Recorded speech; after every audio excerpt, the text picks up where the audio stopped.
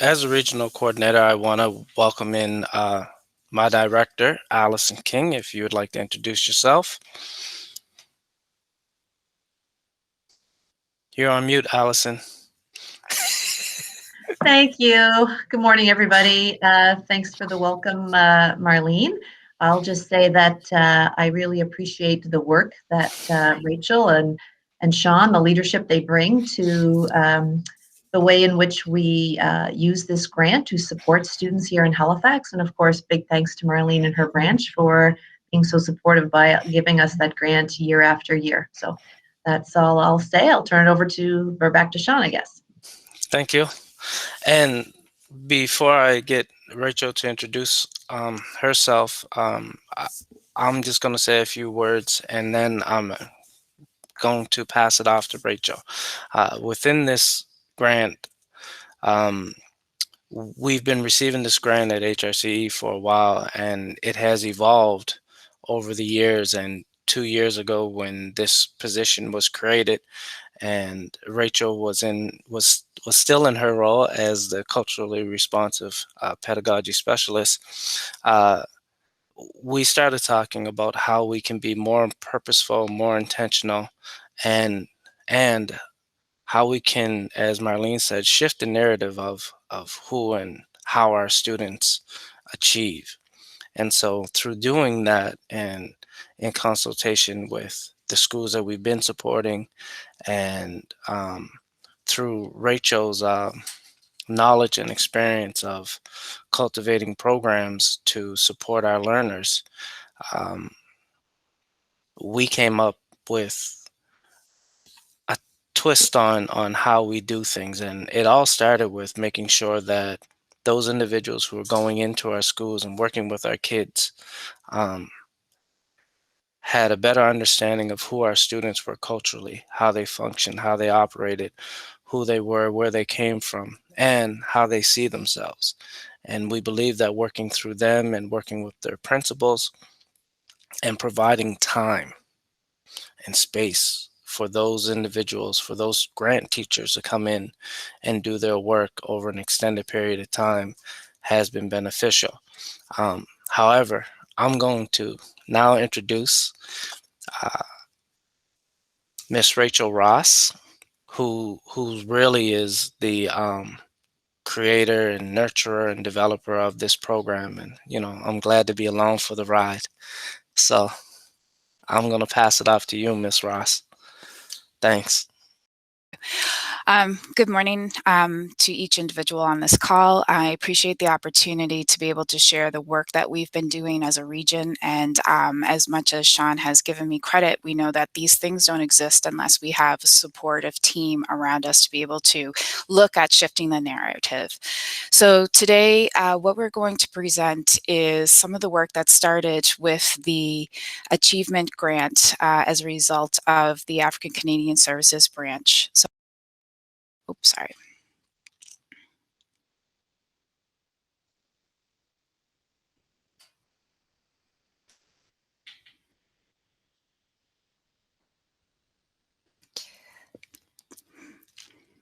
So I'm going to just walk us through the parts of our achievement grant and speak briefly about the highlights, some of the successes that we witnessed this past year, and a little bit about, as Sean mentioned, what we wanted to do in terms of being deliberate in the way that the funding was being used so that it actually had direct impact on our students.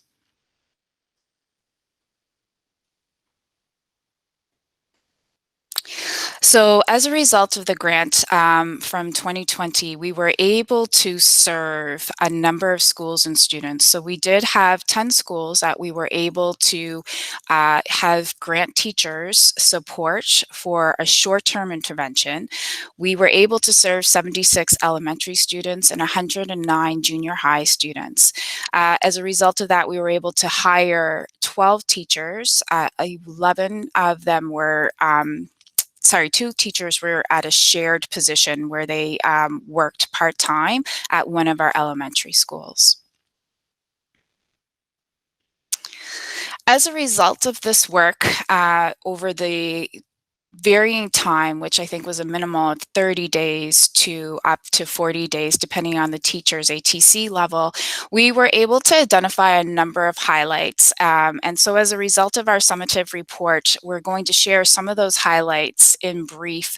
It would take us all day to talk about the successes, and we were so fortunate pre-COVID to have an opportunity to come together as a team of teachers to really get to hear each other and the voices of the students through those teachers about the success of this short-term intervention.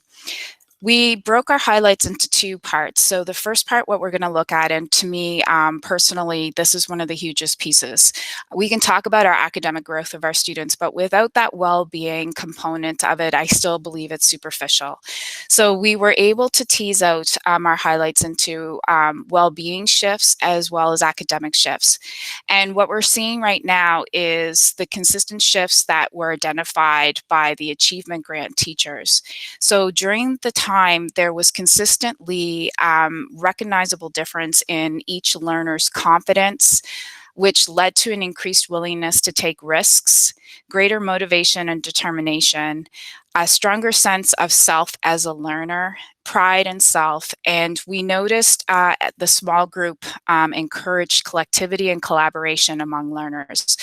This became very important because prior to the implementation of the grant, which we'll talk about as we move through this presentation, we talked about cultural ways of being and ensuring that as the teachers spent time getting to know their learners as they are, that we were planning purposely for those opportunities. And so it was very interesting to me and resounding that despite the location and the age of the students that the teachers were working with, that collectivity and collaboration was consistently something that was highlighted as a positive and having direct impact on student achievement. So our next piece will be our academic highlights. So we were able to serve our elementary students. We were focused on the area of literacy. So in our first, we'll see that primary, these were the key strengths that we saw in terms of literacy achievement. So growth in letter recognition, concepts about print, which is integral to being able to take on those early reading behaviors, demonstration of emergent reading behaviors, increased engagement and independence in emergent writing skills, using pictures to represent a story, and using 2 to 3 letters to represent words. So we did do initial assessment to identify where students were at entry of the intervention, and over time, these were the spaces that students were demonstrating independence with the assistance of the work, depending on the number of times the teacher was meeting with the students. These were consistently the gains that we saw academically. We know that these are, like I said, essential for students as they enter into grade 1 to have these foundational understandings. Grade 1 is a significant year for both literacy and math, so it was really important for targeted instruction to be deliberate during this time. We wanted to make sure that as the teachers were working with their students, either individually or in small groups, that they were very intentional for that time so that when they were moving back into their classroom and that support was no longer there, students were able to sustain what was the purpose of instruction. So for our students in grades 1 to 3, again, we saw significant changes in their ability as readers to grow in their ability, their independence in reading more sophisticated text. And as a result of being able to use decoding strategies for solving unknown words, such as visual information, some key areas there were students' abilities to take words apart, recall high utility words consistently, using meaning cues and structure cues.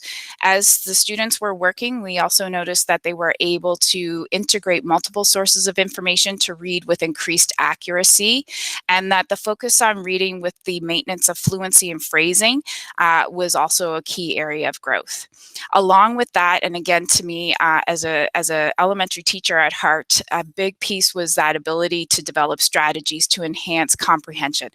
Again, we may have readers who are able to lift the words from print, but if they're not engaging with print, if they're not enjoying, if they're not using that information for meaningful reasons, then again, it becomes very superficial. So teachers were very deliberate in ensuring that comprehension, that time for talk, became a big piece of their work when they were working with their students.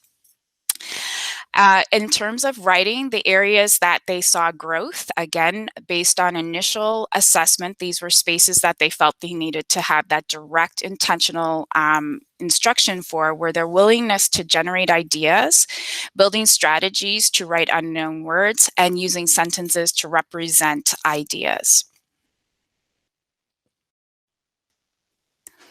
And please feel free.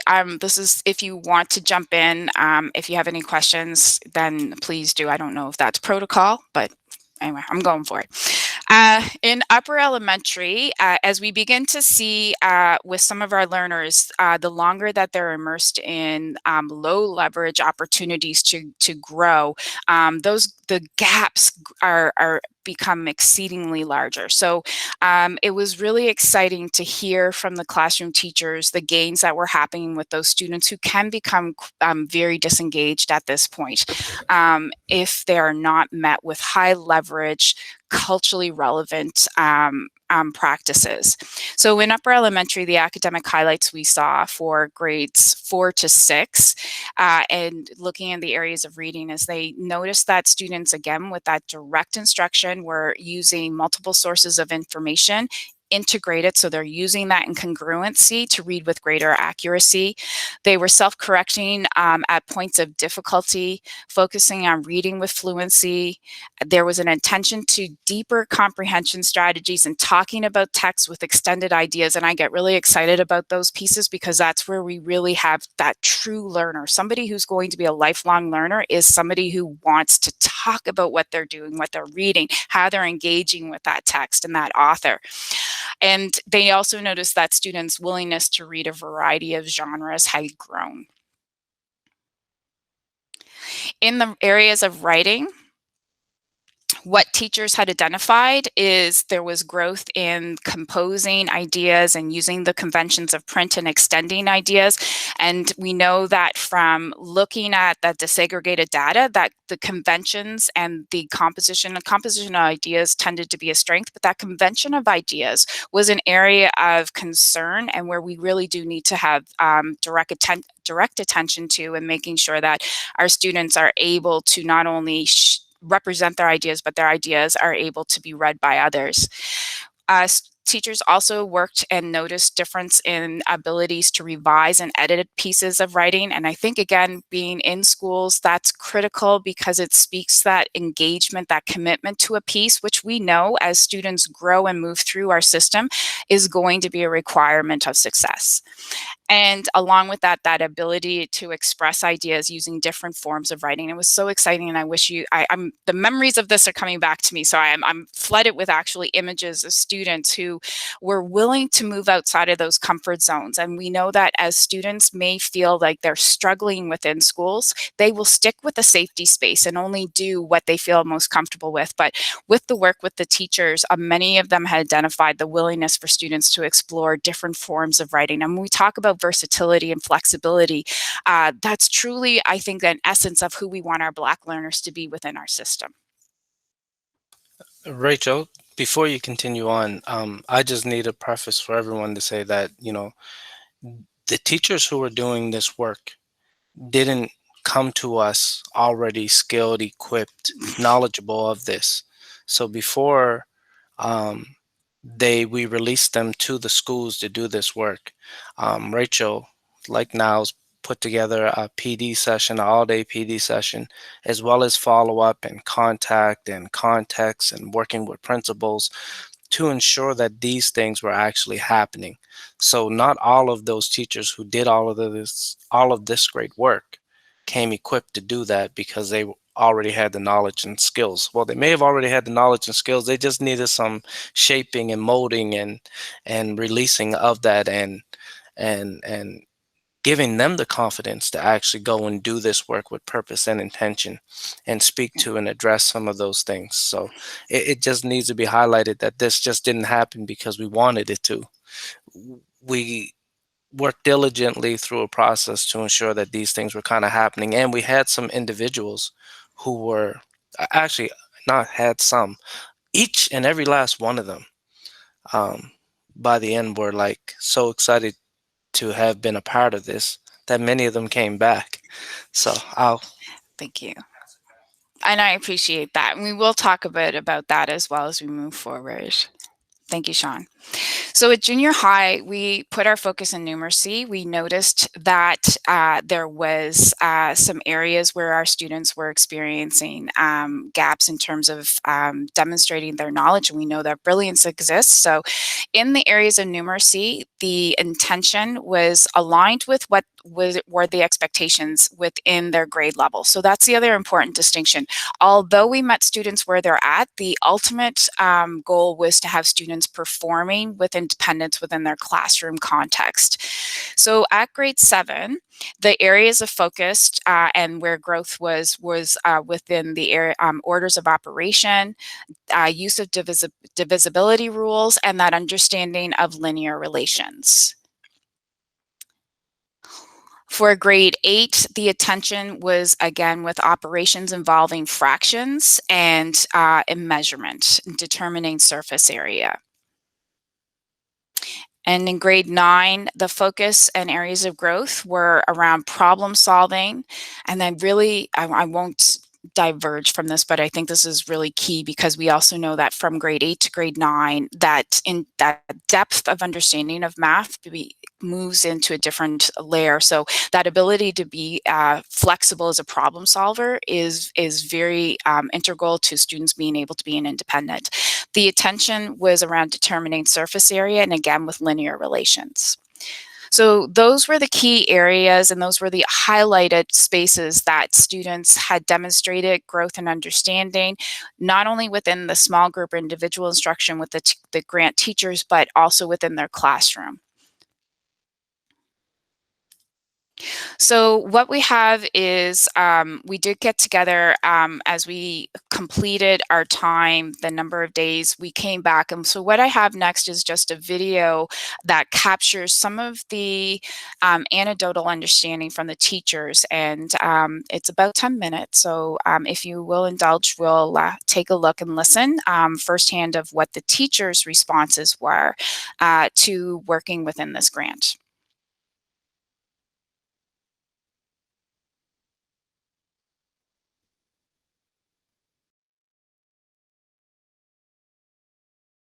It was so interesting that hearing what everybody said about the school, which is almost like my experience in my own school. It was really awesome to be there. We can't hear the volume. At first, it was like a little bit.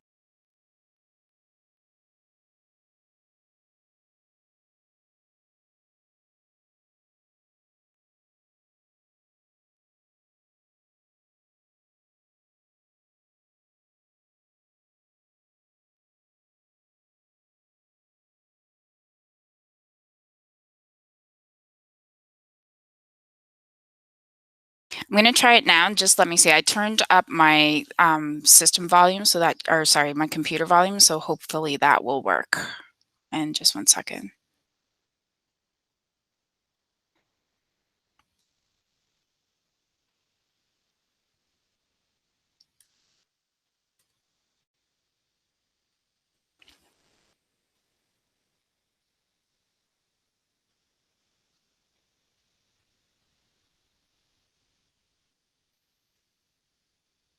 It was so interesting that hearing what everybody said about the school, which is almost like my experience in my own school.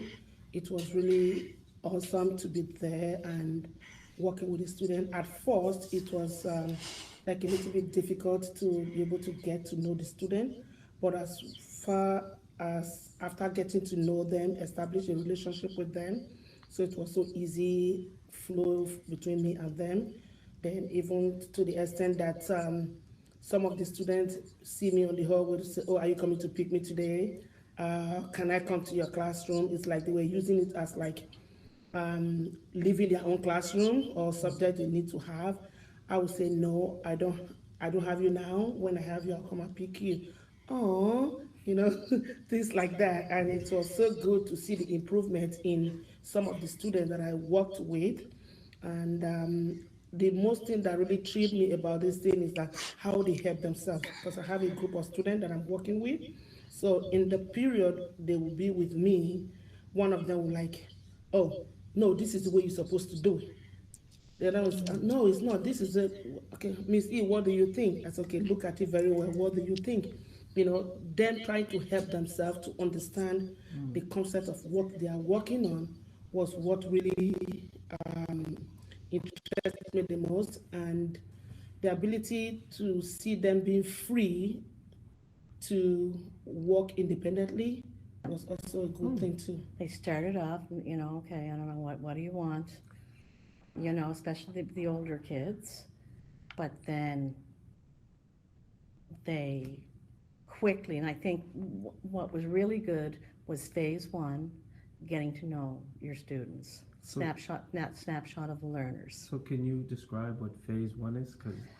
Phase one was we had time and worked into the program to take the children and meet with them, go into their classrooms, talk with them individually, whatever they wanted, and just get to know them, what their likes were, what their dislikes were, what their experiences were at home or with their friends, or what they liked the most, what they disliked, just to kind of get to know where they were academically and socially and at home, which is interesting because our report the students did last year, grade 4s to 6s, one of the things that we were showed up that we had a weakness in, or the children said we had a weakness in, was knowing their backgrounds. They felt that so we have a lot of newcomers from other countries at our school too, and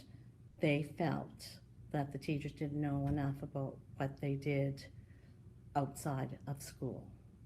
So this way, on talking to everyone else, was the importance of the relationships with the students, and that, like, obviously as teachers all the time we're saying, yes, we're building relationships, like we know that's important and we're doing that in our classrooms, but then, like, why are these students still like slipping through the cracks and being left behind? Because maybe they need something more, and it's not their fault, that they need a more trusting, more like confidential relationship with someone in their school, and they don't have that at this time, and it's making it really hard for them to do math in class, because actually it's a really scary environment sometimes in a junior high classroom to put yourself out there and be vulnerable and try and fail in front of your peers. So we're asking them for a lot, and like it's okay that they can't do that at this time in their learning journey right now. And if they need to be in a small group or they need to be on one-on-one, I don't think they should be so penalized for needing that. And I feel like systemically right now, it's like if you can't just be in class and you can't just focus and sit here and try in front of your peers, then I guess you fail. I'm sorry, you didn't get the outcome. And that's not fair. You got me really fired up, Sean. Yeah, I just think that the building the relationships piece, the fact that everyone said that was the most important thing, I think that we need to actually do something with that and like have more people in the schools for these students.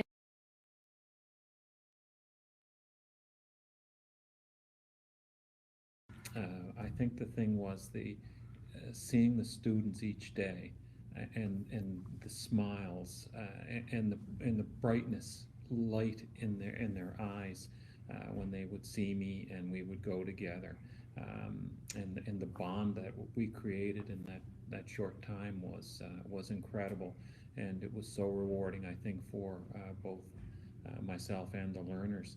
And so I think that this kind of says it all, I believe.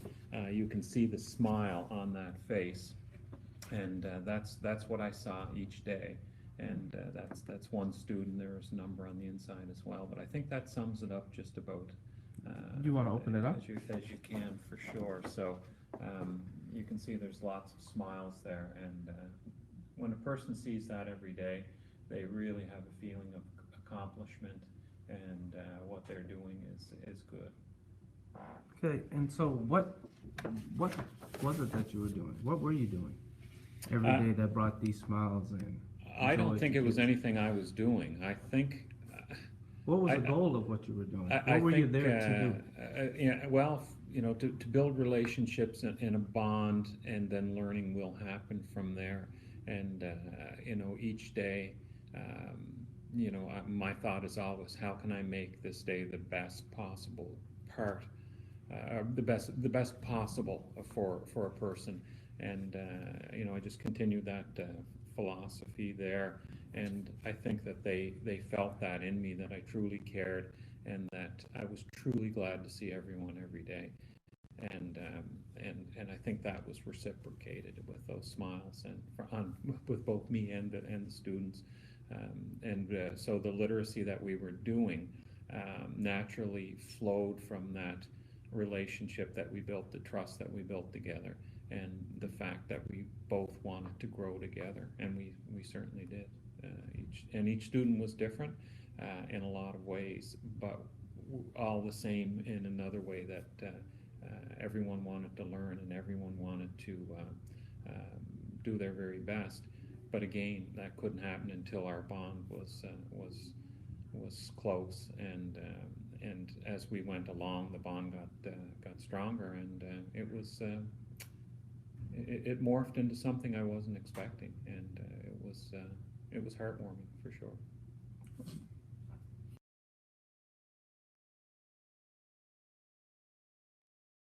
And support the students, in particular students that I already knew, and to help them succeed academically and emotionally. Why did you add the emotional piece? Well, some students have the idea that they can't be successful, and therefore don't want to put themselves out there, often because they don't want their peers to see that they're having difficulty with their work. But I discovered one student in particular that didn't participate in class, and found out that he was actually capable of working well beyond his grade level. And it was pretty exciting to see the change in him this year. He was quite quiet and withdrawn, and he could see him become more confident with his peers. So much. Look, I got the goosebumps. The whole program, I loved coming in every single day. I loved seeing their little faces. Nobody said, I don't want to come.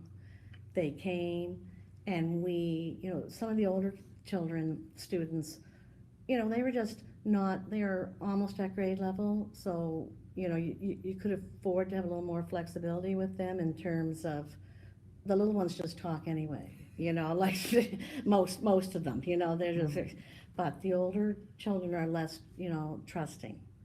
So I found that was a very good way of building the rapport with those students. And then The learning was easy. the learning was easy after that. And then they wanted to come, and they wanted to read, and they wanted to discuss what they were reading. And another thing is, their fluency, trying to get them to read the text as the author has intended it. And, when they're in the older grades, they're very aware of their peers. So they're not going to sound like, oh, that's not cool to change your voice. But once they have that confidence in themselves that you can build working in small groups or one-on-one, it was amazing. They would attempt it. And how did this translate into the performance in the classroom? Or did you notice, Yep. or did you get a chance I to see did. that? I did go into the classrooms, and you could see that if they were going to read something, they would raise their hand, where before they weren't, no, I'm not reading that out loud. They would, they would raise their hands, they would volunteer to read because they were building their fluency.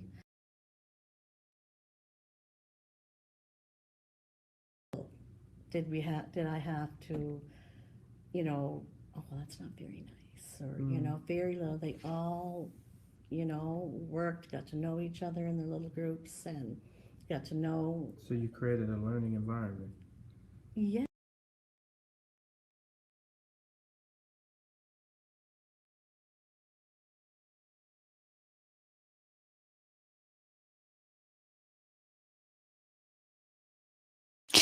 So what we don't see or what we might hear in that is, and I'm not sure what you heard because obviously people hear with their own ears, but one of the things that stood out to me is when we had this opportunity together is not just the student growth, but teacher growth. And that was a big shift. We didn't necessarily capture that, but when we started this, and as Sean mentioned, we did a day before we got started.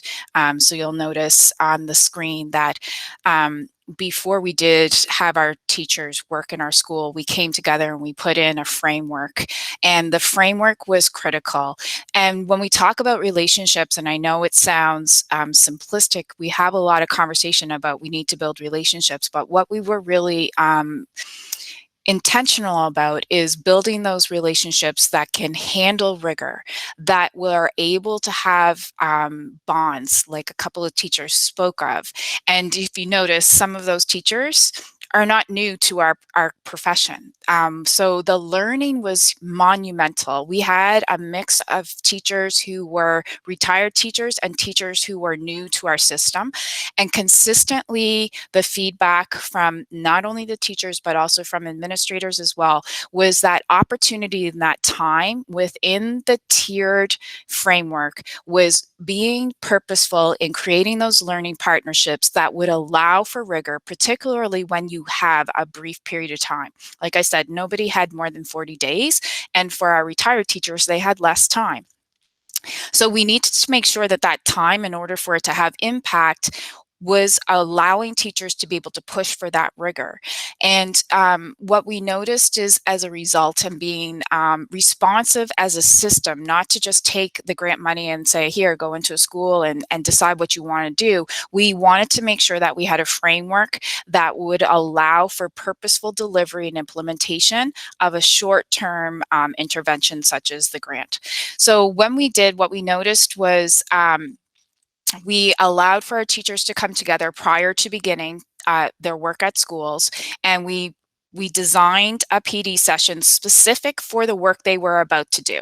The other thing we wanted to do is create that community of learners within the teaching group. So we had shared pages on Google. They had opportunities the teachers were texting one another for support because they were in a role that nobody else was in. They were in a role where they were specifically working with the academic growth of our Black learners.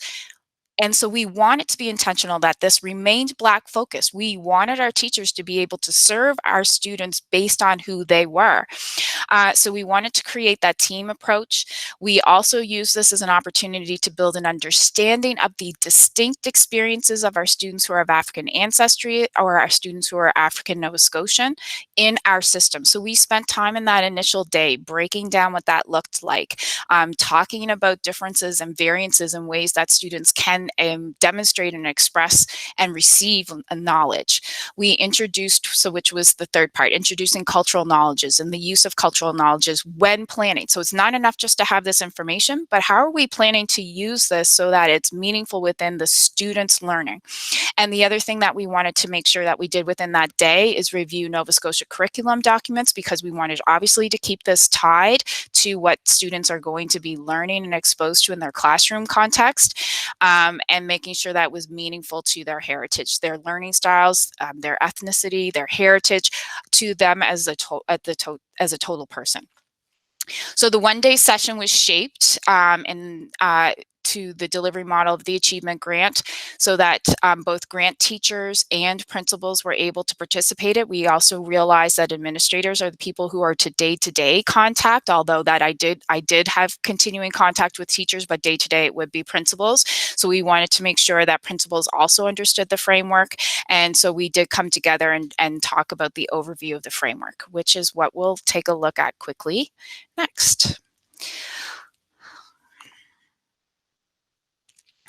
So the framework consisted of 3 phases.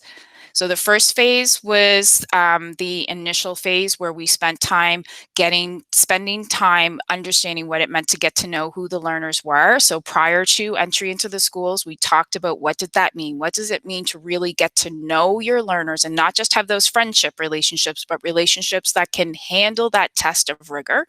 The second phase was the lesson design and delivery assessment and feedback phase. So we wanted to make sure when we got into that instruction that it was very intentional, very targeted, and that we were monitoring for that growth. We didn't want to get to the end of 30 days and say, oh, whoops, we should have did this differently. So it was there was a framework put in place that we were using so that teachers could track what they were doing with their students, what was the intention of each time they met with their students, and what would be the expectation of success, so that if it wasn't successful, we could go back and analyze that.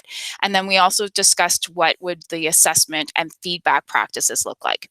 And then our final phase was that evaluation phase, which was the overall achievements and gains of the grant. And that's where we came back as a collective and we looked at the grant itself so that we could discuss that as a team. So in that, one of the key pieces that we wanted to make sure that we were very clear and consistent is that learning doesn't happen without culture. We wanted to be able to make that connection. So we wanted to ensure that as teachers were designing their lessons, we had teachers who had a phenomenal amount of pedagogical understanding, but that pedagogical understanding in isolation was not going to be enough to accelerate the learner. So we wanted to make sure that that pedagogy was also embedded with who our students are, their cultural ways of knowing, their cultural ways of learning.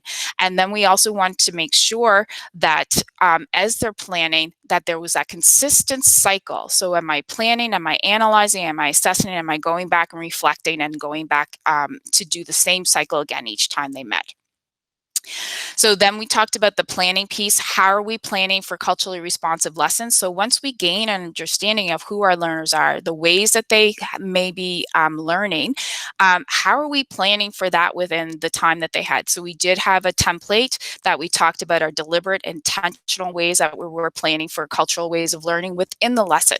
And the key to that is it wasn't something that we have been doing consistently as a system. So we needed to make that obvious. We needed to make that a concerted effort. And even as we have the grant happening right now, it's something that we're, okay, what does this look like? We can talk about these things in theory, but what does it look like in practice? What are the practices that actually ensure our students are able to engage with information that they need to be successful in a way that's meaningful to their intuitive ways of understanding? And then the final piece of it was that assessment for success. So looking at assessment, looking at the triangulation. So are we using those conversations? Are we using observations? Are we using products? And then also, are we aligning assessment opportunities to their ways of understanding and bridging those into the ways they may see assessment happening, practices within their system? We wanted to do a blend of both. And I'll be honest, that does take time. So we had a lot of teachers who were in that learning journey of how does that look. And even as we continue with some of our teachers who have returned, like I said, and are working in the grant this year, that's still a growth process for us as practitioners. But we need to continue to take that time and effort to be able to understand it so that we can apply it, so that our students are receiving inclusive and equitable educational opportunities. So the impact of 2020 has continued to have an impact for us this year. So we are currently near the end of our second rotation using this framework. So we have a number of teachers who have been recently hired. In January 2021, we started another rotation. Thank you to ACSB and as a result of 2020, we were able to increase service delivery to additional schools and learners. So last year we had 10 schools. This year, I believe we're up to 12 schools. We continue to facilitate the professional growth of educators in our system in direct relation to culturally relevant pedagogy practices. So we do have a number of new educators who will be at some point our leaders within our system. This is an opportunity for us to build capacity within our system and specifically with our students students who are of African ancestry, the students who are one of our populations who have been underserved by our system. These teachers have the direct opportunity to learn how do we serve our students as they are. The other thing that we were able to do as a result of the impact is to be able to create some correlations between practices. What are practices that serve our students? We talk a lot about system inequity, but if we don't define what practices have created inequity, then we'll probably continue to replicate them. This is an opportunity for us to explore what practices actually have an impact on our learners' achievement. And we're able to do this in looking specifically at our students who are African Nova Scotian or African ancestry. So this opportunity is really, in my opinion, and I get excited about it, this opportunity is really a chance for us to do some action research and explore what are things that are supportive. And we have started to hear some consistency in what has been working for our students. And honestly, sometimes that does not align with the way that we have things structured. I got to keep things straight and keep it real. So when we hear certain things happening over and over again, it allows us as a diversity team to think a little more deeply about it. That small group, that one-to-one, what is it that we can find out about that as a practice that seems to be having some support with our students where they're willing to take those risks. They're showing growth. They're showing not just growth, but sustainable growth. I'll just quickly, before I finish off, I have a couple of teachers, we have a couple of teachers who have returned, who asked, and when COVID happened, I was getting text, is there any way that we can continue to work with the students that we were serving? When September happened, we had schools who were emailing and saying, what's up with the grant? Are we going to be able to access this again? So it has had a major impact. And let's think about that, 30 days, like 30 to 40 days is not a lot of time. So the fact that we have, we know how busy things are in schools. We have people who are reaching out to us. We do have a number of teachers that are coming to the end of their time and already are like, what can we do to continue? We're just seeing momentum. We want, so it really has been very phenomenal opportunity for us to explore what is it, what's happening, because like I said, the children haven't changed, the resources haven't changed, the curriculum hasn't changed, but what is the difference that is allowing students to see themselves as learners, not just as learners, but as successful learners? So in summation, that is what our implementation of the achievement grant looked like within our region. I'm very excited that we were able to have the opportunity to extend that and even go deeper with our teachers who are returning. You know, it's like it's fresh again and they're thinking about things in new ways, critically examining and analyzing the ways that we are doing things and how is that impacting our students who are of African ancestry or students who are African Nova Scotian and their success and their brilliance. And so coming with just the belief isn't enough for the teachers who are working this. This is, we want to actually see the evidence of success. And I really do appreciate the vulnerability that teachers have had to take on in some of these situations. We did have a number of very emotional moments where teachers were able to share, you know what, the I didn't know moment. I didn't know and now I know, and I'm still learning. And that's the other piece of this, is that there's no ceiling. We always can be beginning to get I always feel like you're in the beginning. I don't know about anybody else, but I'm a few years into my career, and every day it's like a new discovery. And I think this is what the grant has provided us an opportunity to do, especially with being able to specifically look at our students of African ancestry and really think about who are they, how do we tap into this brilliance that exists, how do we use that opportunity to accelerate them so that they're able to be successful, independent, autonomous learners within our system.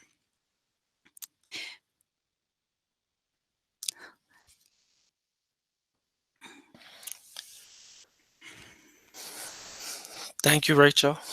I guess we'll open it up to the audience if you have any questions or would like anything clarified. Or this was last year, obviously we weren't quite at the COVID space. And I think what's really key is the change wasn't in the children. it wasn't in any of the students, but it was in the adults. It was in the beliefs, and we say that a lot. But when we talk about this in a tangible way, you hear like somebody say they actually have a physical reaction, goosebumps from that. And I think when I was able to go to schools last year and witness what was happening, you know, we heard Mr. Caldwell talk about the spark in their eyes. This is like they already knew this was in them, and they were just waiting for that opportunity to be able to demonstrate and share and show their brilliance. So I think that's the other key piece is the shift, and I'm seeing this a lot in the work. It's the children aren't changing. Like it's not new children. It's us as a system. It's us as individuals in this system that are the people who need to be changing. And you're right. We have been entrenched in a system that has inequitably served populations of people for a long time. This change doesn't happen overnight. In that undoing, that relayering and seeing things with that equitable and inclusive lens is work, but it's work so worthy. Going into a elementary school and listening to one teacher tell me about a student who was spending a lot of time at the office, and I happened to be able to come in and watch her in a lesson, and then the next week get a text picture from her principal with her book, and she's like, I got to tell this lady I can read again. Seeing that is worthy of any investment that we can make to do better by our students, our Black students. And it's not changing them, it's changing us, or changing us who are delivering education to the students. And what I really liked about it was the impact that it could have within the school environment and on the administrators. Because no longer could they simply look at this child and see all the cans. From the child's perspective, some of the administrators were starting to be able to start saying, these teachers need to do to have that same impact because this child is more than capable, more than able. And so within my role, I was excited because within these schools, these administrators got to see how purposeful time with intention can shift how a kid sees themselves and what they're capable of. And then that expectation can be placed within the context of the classroom, within the context of those other tier 1 and tier 2 supports that our system already provides. So that's kind of what I'm excited about in this process is that as we show and demonstrate and see that it's possible, the ideas that it's too hard, it's too much, we don't have enough, those preventions start to fall away and come down, and more of the can and will and in some schools are.